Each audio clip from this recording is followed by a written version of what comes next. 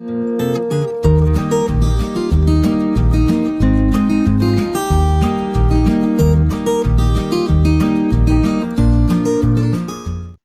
النور خوتي خواتاتي. اليوم بغيت نشارك معكم طريقة تحضير جينوازة بالشوكولات. المقادير كالتالي: 5 البيضات، 10 غرام بودرة شوكولا من النوع الجيد، وعندي هنا كاس عنبة ديال سكر حبوب، وخمارة ديال 8 غرام، و200 غرام ديال الدقيق. ولكن خصنا نشعلو الفران ديالنا اولا قبل كل شيء. نشعلو الفران ديالنا على درجة حرارة 200 درجة. تناخدو 150 غرام ديال السكر حبوب يعني سكر سنيدة، و5 ديال البيضات كما تشوفوا. الا بغيتو تحضروا يعني جينوازه عاديه بلا ما ديروا هاد الشكلاط هذا، غتخليو الدقيق على 200 غرام اللي غنستعمل دابا. غنخلطوا هاد السكر والبيض تقريبا واحد شويه، غير نخلطوهم غير بالفويه، عاد نخدموا الضراب كما تشوفوا. يعني الطريقه سهله كما قلنا. اول وقبل كل شيء نشعلوا الفران ديالنا باش يلاه يسخن لنا لدرجه حراره 200 درجه.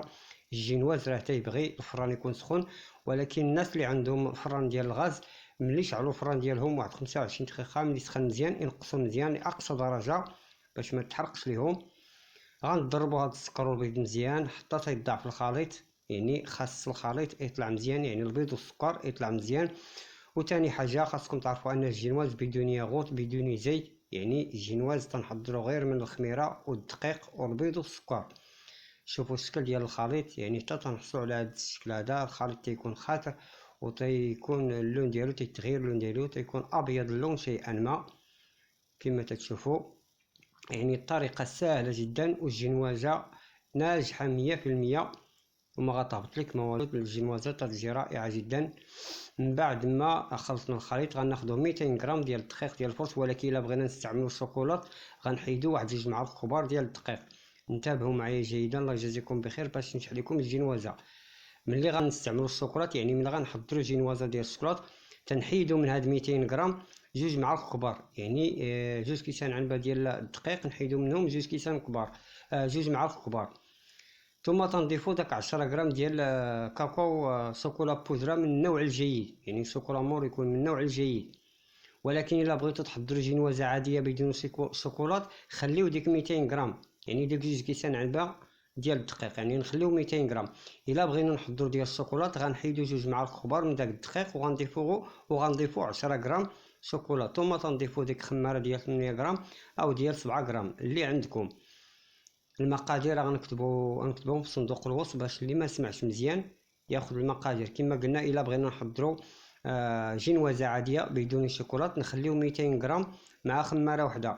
ولكن الا بغينا نحضروا ديال الشوكولات غنحيدوا 2 معالق كبار ديال الدقيق، وغنضيفوا 10 غرام ديال شوكولا مور من النوع الجيد. ثم تنخيو الدقيق ديالنا كما تشوفوا تدريجيا، وبداو نحركوا مره نحركوا من القاع ديال الاناء باش ما يبقاش لنا داك الدقيق في الاسفل. يعني راه طريقه سهله والجينوازه ناجحه 100%. وانا راه شعلت الفران ديالي من الفوق ومن الاسفل لدرجه حراره 200 درجه كما تشوفوا.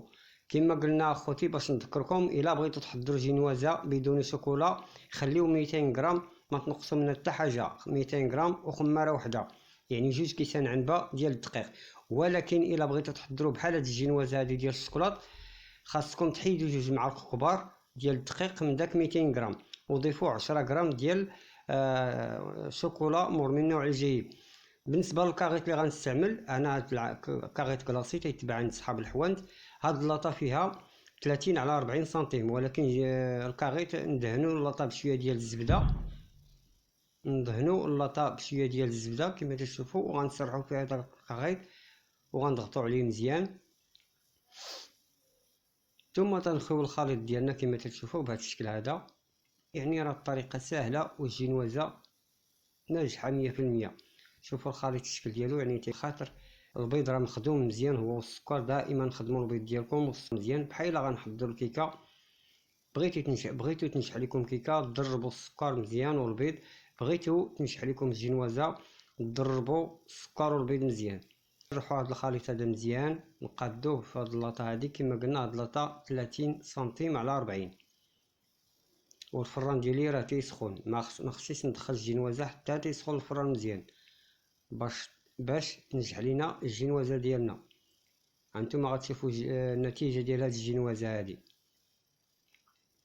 باش نذكركم باللاطه، اللاطه 30 سنتيم على 40. بالنسبه للناس اللي تيسولوا على هاد اللاطات هادو فين خديتهم، انا خديتهم عند صحاب الناس اللي تيبيعوا لوازم باتيسري بالكرو، 25 درهم اللاطه.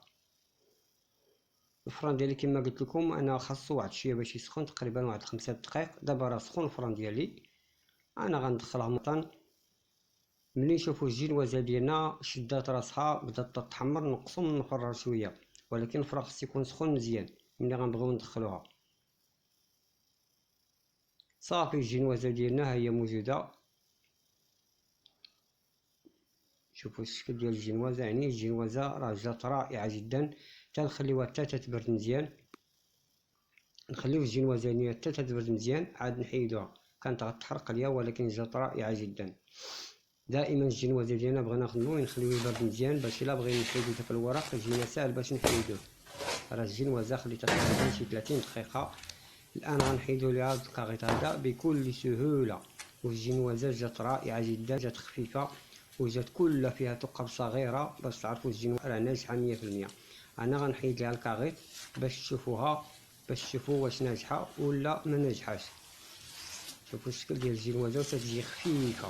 هذه الا بغيتو تحضروا لنا الحروه ديال لاكريم غتقسموها على 3، غتعبروها تقريبا غيكون فيها واحد 38 سنتيم، واخا اللاطه فيها 40 عطاتنا 38 سنتيم. تقسموها على 3 وديك الساعه تزينوها الا بغيتو تزينوها. الا بغيتو تحضروا جنوازه دائريه او مربعه راه بحال الخليط لا يتغير. انا حضرت لكم غير جنوازه مربعه. نتمنى ان شاء الله يعجبكم هذا الفيديو هذا.